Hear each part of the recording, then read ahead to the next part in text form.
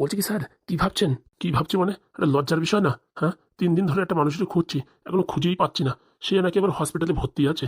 কোন হসপিটালে তো বাদ রাখলাম না খুঁজতে খুঁজতে, তদন্ত করে। হ্যাঁ হ্যাঁ, কোথাও তো পেলাম না। বলছি স্যার, শহরের বাইরে কোনো হসপিটালে ভর্তি করেছে নাকি কে জানে।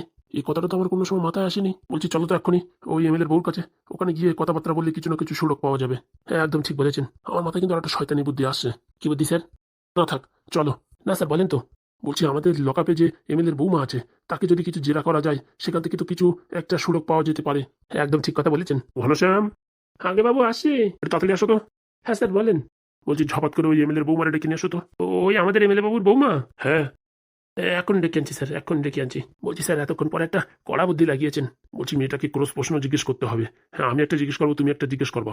এর ভিতরে যদি কোন রকম গ্যারাকল পাওয়া যায়, যদি বোঝা যায় যে ওই মাস্টার মাইন্ডের মাথা, তাহলে এর বেদম কেলান কেলাতে হবে।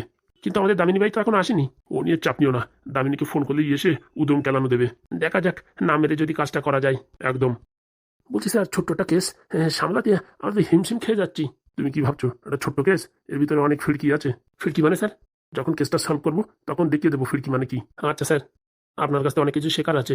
আসছে বড়বাবু, আসছে। আসো আসো। বলছি ঘনশ্যাম, তুমি এখান থেকে যাও। আমি স্যার কোথায় যাবো? আরে গরম গরম সিঙ্গাড়া আনো, লাল চাটনি মেরে। আচ্ছা স্যার। আরে মন খারাপ করো না, তোমার জন্য দুটো এনো। মেয়েটাকে কি জিজ্ঞেস করবে কে জানে। স্যার ডেকেছেন? হ্যাঁ, এদিকে এসো। বলেন স্যার। খাওয়া দাওয়া সকালে কিছু করেছো? ওই স্যার, আলু সেদ্ধ দিয়ে আর একটু ফেনা ভাত দিয়েছিল, সেটাই খেয়েছি। ও, আলু সিদ্ধ আর ফেনা ভাত যা লাগে না।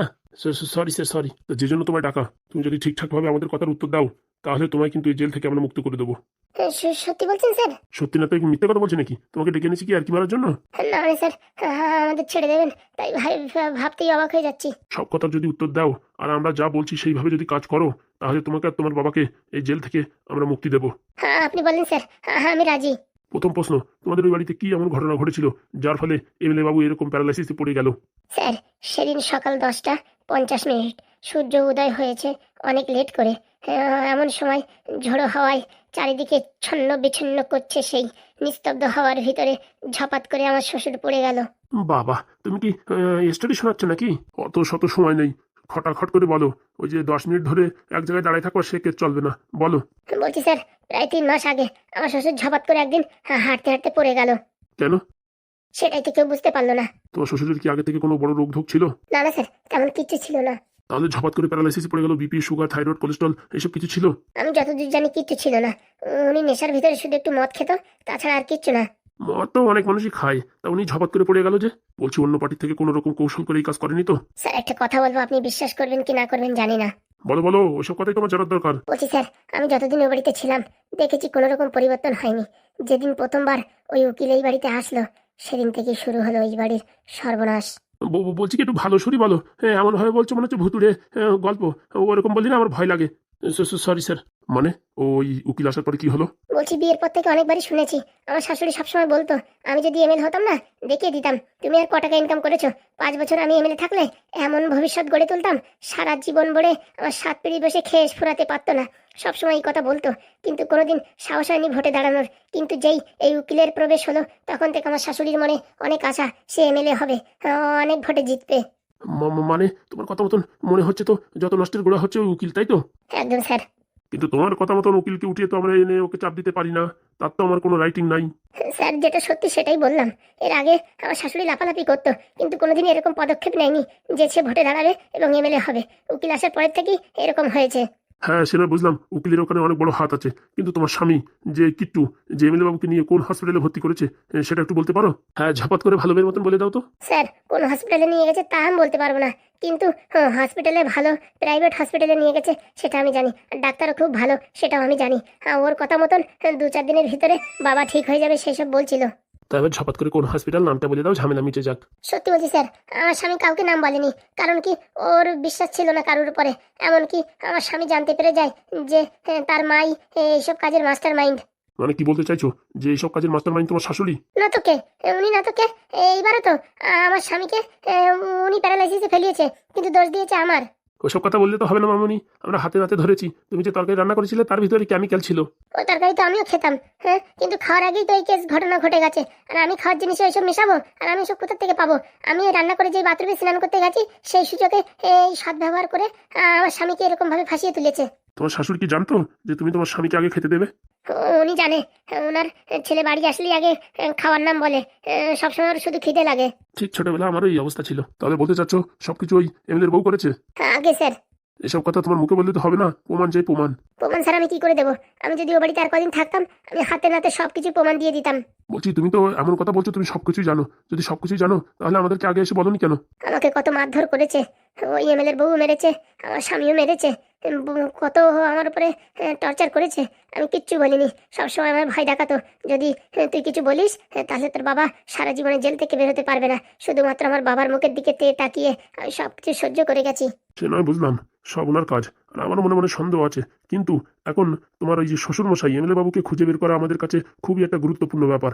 উনি এখন কোন হসপিটালে আছে কিছুই বুঝে পাচ্ছি না। বলছি স্যার, বড় বড় হসপিটালে খবর নেন, নির্ঘাত পাবেন। বলছি কি শহরের বাইরে নিয়ে ভর্তি করেনি তো? না না স্যার, শহরে না, কাছাকাছি হবে। আমার স্বামী যেদিন বাড়িতে আসে, যেদিন প্যারালাইসিসে পড়ে, সেদিন আমার সকালবেলা ফোন করে বললো যে আমার জামা কাপড় কিছু গুছিয়ে দাও, আমি একটু বাবার সঙ্গে হসপিটালে থাকবো। ফোন করার প্রায় 15 থেকে 20 মিনিটের ভিতরে বাড়ি চলে আসে। তাহলে বোঝা যাচ্ছে যে আমাদের বাড়ি থেকে হসপিটালটা ভারী জোর 15 থেকে 20 মিনিট দূরে। কেস সলভ হয়ে গেছে মানে স্যার? যেখানে সন্দেহ করেছি সেখানেই কেল্লা ফতে। বলছি তুমি এখন আসতে পারো। বলছি আপনাদের তো সব দিক দিয়ে আমি সহযোগিতা করলাম, তাহলে আমাকে আর ওর বাবাকে ছেড়ে দিন। দেবো দেবো, আগে কেসটা সলভ করি তারপরে তো। তুমি মন গড়া কাহানি শুনে দিলে আর তোমাদের ছেড়ে দিলাম তা তো না। আগে প্রমাণ হোক তুমি যে কথা বলেছো সেগুলো সত্য, তাহলে তোমাদেরকে ছেড়ে দেবো। হ্যাঁ স্যার, আমি যা বলেছি সব সত্য। সত্য হলে তাতে আবার টেনশন কি? তাহলে ছেড়ে দেবো আবার কি? হ্যাঁ আচ্ছা স্যার, অনেক অনেক ধন্যবাদ। ঠিক আছে তুমি এখন যাও। ঘনশ্যাম স্যার, ঘনশ্যাম নেই তো, ও সিঙ্গাড়া আনতে গেছে। তোমারও বলি হারি, রাত দুপুর সময় এখন সিঙ্গাড়া খেয়ে কি গ্যাস্ট্রিক বাঁধাবার নাকি নাকি? না স্যার, ওই সিঙ্গাড়া আমার সবসময় চলে। আচ্ছা ঠিক আছে তুমি তাহলে যাও।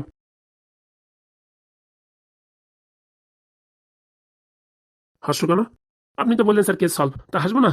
শোনো, এখনো সলভ হয়নি। সলভ হয়নি স্যার? আমি ভাবলাম এই কেসটা সলভ হয়ে গেছে, এখন বলছেন আপনি সলভ হয়নি।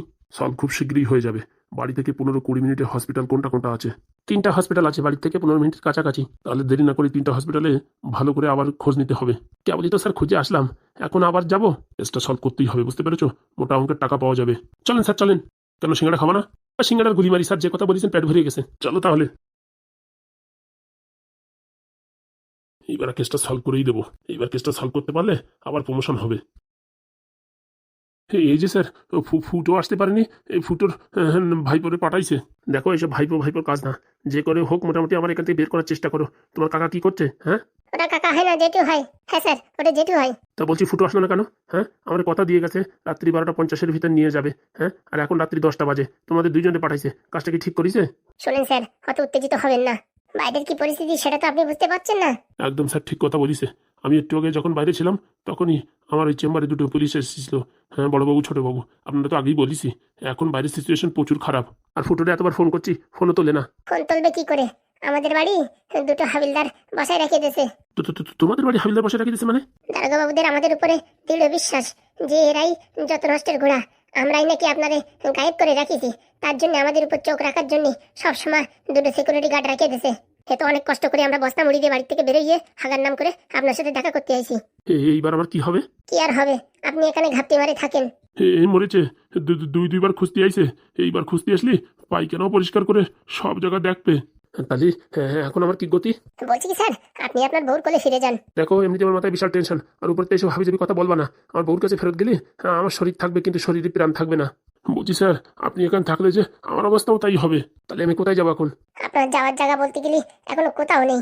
পেপারে, মোবাইলে সব জায়গায় আপনার ফটো দিয়ে দিয়েছে। যে সন্ধান দেবে তাকে নগদ 10,000 টাকা পুরস্কার। এইসব হাবি যাবি বুদ্ধি কার মাথায় আসে? হ্যাঁ, কার মাথায় এবার? আপনার গিন্নির মাথায়। সে তো কম বুদ্ধি না, সে এখন ভোটে জিতার পরিস্থিতিতে আছে। আপনার সিম্পিতি ক্রিয়েট করে গ্রামে গ্রামে যায় ভোট চাচ্ছে। সিম্পিতি মানে? বলছে আমার স্বামী তার বেশি দিন বাঁচবে না, তাই আমার স্বামীর জায়গাটা আমাকে দিন। আমরা আপনাকে এই সমাজের বুকে প্রতিষ্ঠিত করে তুলবো। কথা দিচ্ছি, একবারে ভোট দিন, সারা জীবন মনে রাখবেন। কি কথা বলছো? আপনি তো দেখছেন না চারিদিকের আবহাওয়া, গ্রাম ঘাট সব জায়গায় পোস্টার লাগাই লাগাই প্রচার করে দিচ্ছে। তাহলে এখন আমি কি করি? সে কথা বলতেই আইছি। বলছি কি স্যার, আপনি অন্য রাস্তা দেখেন, আমাদের দ্বারাই হবে না। আমার কাকা বাবা জেঠু বাড়ির থেকে কেউ বেরোতে পারতেছে না, সব একদম আতঙ্কের ভিতরে বেঁচে রয়েছে। এরকম বলো না, তোমরা কিছু একটা ব্যবস্থা করো। আমি তো বলেছি আমারে 1-1.5 মাস আশ্রয় দিয়ে রাখো, আমি তোমাদেরকে অনেক টাকা দেবো। বলছি স্যার, সবসময় টাকায় সবকিছু হয় না।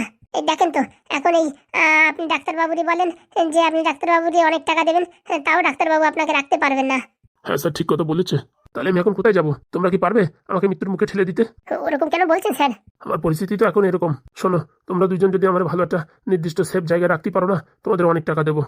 ওসব স্যার, টাকার কথা বললে কোনো লাভ নাই, পরিস্থিতি বিশাল খারাপ। আমার 1-1.5 মাস রাখবা, তোমাদের 5 লক্ষ টাকা দেবো। 5 লক্ষ? 5.5 দেবো। ভাই, কি কি কি বলছো শুনছিস? শুনতে তো পারতেছি, কিন্তু রিস্ক তো বিশাল রিস্ক। আরে বাবা, আমরা তো সারা জীবন রিস্কের কাজই করে আসলাম। 5.5 দেবে বলছে। বলছি কি আর একটু উপরে উঠতে দে, তারপরে দেখ কিছু একটা করা যায়। বলছি বাবা, 6 দেবো, 6। বলছি স্যার, আপনার ওই পয়সার কথা শুনে লোভ তো লাগতেছে, কিন্তু কি করে রাখবো? আপনার গিন্নি জানতে পারলি তো আমাদের প্রাণে মেরে ফেলবে। 6.5 দেবো। বলছি স্যার, আর কোনো কথা বলার দরকার নেই, সাথে ফাইনাল করে দেওয়া হোক। 7 না, আমি 7.5 দেবো। তার সাথে আমার ছোট্ট একটা কাজ করতে হবে। কি কাজ স্যার? এই ভোটে আমার বৌদি হারাতে হবে। আর আপনার বউ হেরে গেলি তো নারকেল বেগম জিতে যাবে, তখন তো আর এক জ্বালা। ওই তো, আমার কথা তো এখন পুরোপুরি হয়নি। এই ভোটে আমার বৌদি হারাতে হবে, আর ভোট যেন 2 মাস পিছয় যায়, এমন কিছু কাণ্ড তোমরা করবা যাতে ভোট 2 মাস পিছয় যায়। সেটা কি করে সম্ভব? ডেট তো ফাইনাল হয়ে গেছে।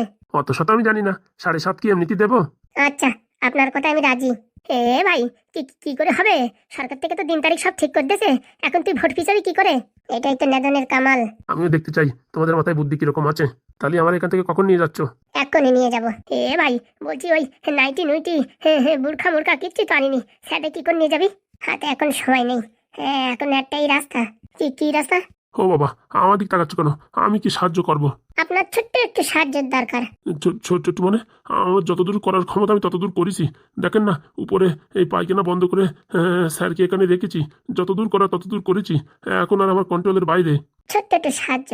আপনার এই হসপিটালে যে ময়লার গাড়ি আসে না, সেই গাড়িটাকে এখন একটু ডাকতে হবে। বলছি, ওই ড্রাইভার যদি জেনে যায়, ও যদি বলে দেয়, তখন তো আমার হসপিটাল বন্ধর পথে চলে আসবে। উনি আপনি চাপ নেবেন না, আপনার ড্রাইভারকে কি করে ম্যানেজ করতে হয় সে আমাদের জানা আছে। ড্রাইভার আমরা নিয়ে আসবো, ও নিয়ে কোনো চাপ নেই। আপনি এখানে ফোন করে গাড়িটা আপনার হসপিটালের সামনে লাগান, বাদ বাকি কাজ আমরা করে নেব। তাহলে ঠিক আছে, গাড়ি আমি আনাই দেবো, কিন্তু ড্রাইভার দিতে পারবো না। সারা জনম ভরে ড্রাইভার আমার ব্ল্যাকমেল করে টাকা খাবে, সে কেস আমি হতে দেবো না। ড্রাইভার আমি দিতে পারবো না, তোমরা ড্রাইভার গুছাই নাও। চাপ নেবেন না, সব আমরা গোছাই নেব। বলছি কি, আপনি ওই গাড়িটা আনার ব্যবস্থা করেন। হ্যাঁ, আমি এক্ষুনি ফোন করে আনছি। আর স্যারের জন্য 2-3টে গ্লাভস, হাতে পড়বে, পায়ে পড়বে, মাথায় পড়বে। আর এই মুক্স না মানে ওই মাস্ক 4-5টা দরকার। 4-5টা কেন, আমি বান্ডিল ধরে দিয়ে দিচ্ছি। যেখানে যেখানে লাগানোর দরকার সেখানে সেখানে লাগাও। ঠিক আছে, আপনি ব্যবস্থা করুন। যাক, আমরা হসপিটাল থেকে বিদায় নিলেই বাঁচি। বলছি স্যার, আপনাকে কিন্তু একটু কষ্ট করতে হবে। শোনো, তোমরা যা বলবো আমি তাইতে রাজি, খালি আমার ওই গাছ বাইতে বলবা না, ও কাজ আমি পারি না। না না স্যার, ওইসব কিছুর দরকার নেই। তাহলে যা বলবো তাতেই রাজি। ওই স্যার, আমরা এই গাড়িতে পোড়া মোবিল নিয়ে আসবো, ওটা আপনার একটু মুখে মাখতে হবে, ঠিক আছে? আচ্ছা, মুখি কেন, গায়ে হাত পা সব জায়গায় লাগাই নেবো। আগে জীবন, তারপরে মুখির চেহারা। ঠিক আছে, তাহলে আমি এখন যাচ্ছি। হ্যাঁ, 5 মিনিটের ভিতরে আমি এই পোড়া মোবিল নিয়ে আসছি। আপনি এখানে থাকেন, ঘপাত করে আপনার মুখে লাগাই দেবো, বাস ঝপ করে গাড়িতে বসে পড়বেন, টপ করে আমরা নিয়ে অন্য কোথাও চলে যাব। বলছি ভাই, সে নয় বুঝলাম, তো ড্রাইভার এখন কোথায় পাবি? ও তুমি টেনশন করো না, সব আমার ফন্দিবাজি করা আছে। মানে আগের থেকে প্ল্যান বি করে আইছিলে, নেদনের সবসময় প্ল্যান বি রেডি থাকে। ঠিক আছে ভাই, যাও তাহলে পোড়া মোবাইল নিয়ে আসো, আমি এই স্যারের সাথে কথা বলি। কথা বলার সময় নেই, তুমিও চলো, কাজ আছে। আমারও কি কাজ, নিচে গেলেই বুঝতে পারবা না। চলো তাহলে।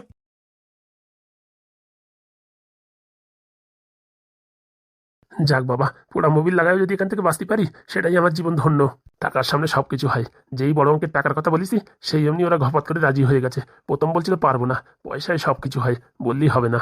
সে টাকা যায় যাক, টাকা আমি ওসুল করে নেবো, কিন্তু ভোট যদি 2 মাস পিছোতে পারি, তাহলে পরবর্তী এমএলএ আমিই হব। 2 মাসের ভিতরে আমার বউরি একদম তরমতো শাস্তি দিয়ে দেবো।